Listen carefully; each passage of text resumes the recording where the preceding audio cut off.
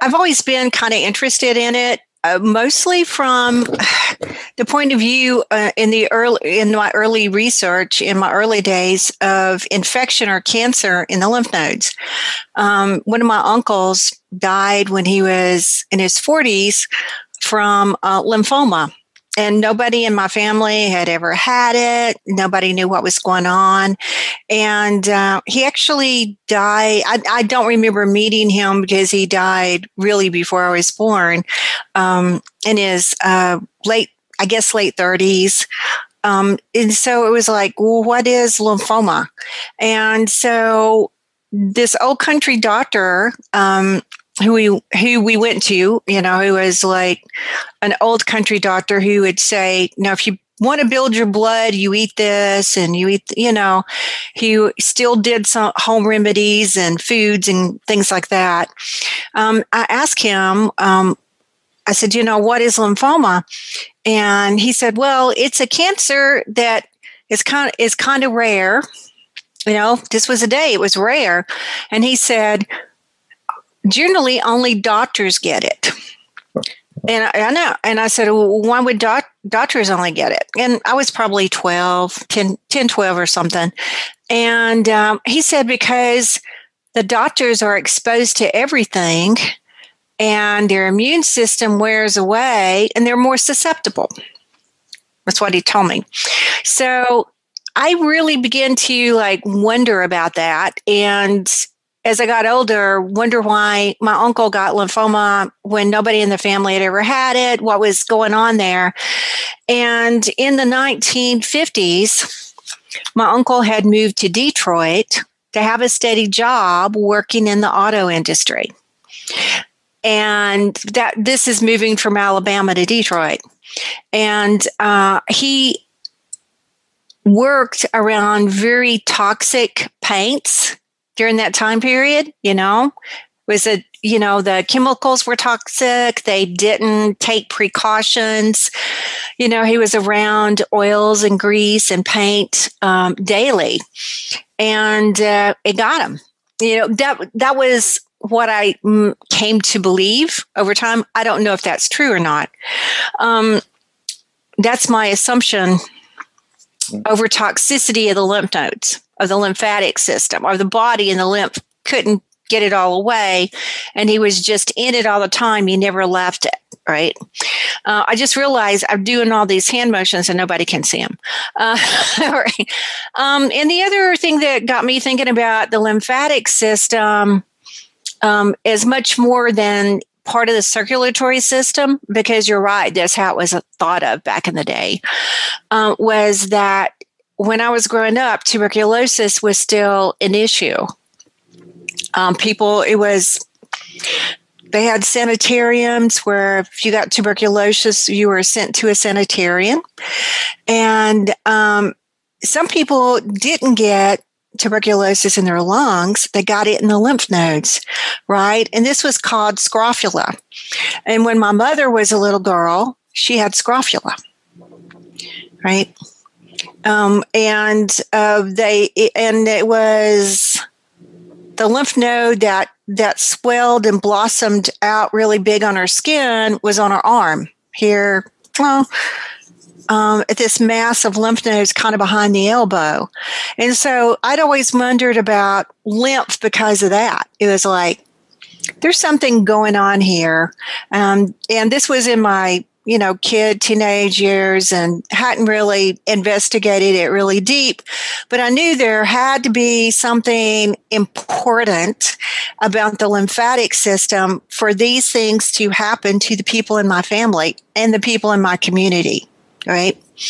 So I've always been kind of fascinated by the lymphatic system, maybe hyper aware of my own because of that, And I think sometimes people with chronic illnesses or chronic fatigue or fibromyalgia or autoimmune diseases, where there can be congested, long-term swollen lymph nodes, you get to be a little hyper aware of your lymph node. I would say hyper aware over the average person who doesn't generally think about their lymph nodes at all. But with fibromyalgia, you're like, oh God, it's tight. I can, you can feel the nodes because everything's so tight and constricted, and the nodes kind of poke up. So I think awareness is a good thing. Hyper awareness, maybe not, because that can take you down a different, non-productive pathways sometimes. Sometimes, okay, but I'm glad that this information has about the lymphatic system and now is blossoming out. And when I was doing a little history research of my own, I uncovered that they only really started medically investigating the lymphatic system in the early days of chemo, when the chemo was very noxious and poisonous, and maybe 1 out of 10 people only had a chance, maybe, because it was just super strong and very toxic. And my research uncovered they really became aware of the lymphatic system at that time because it immediately responded to the toxicity of the chemo.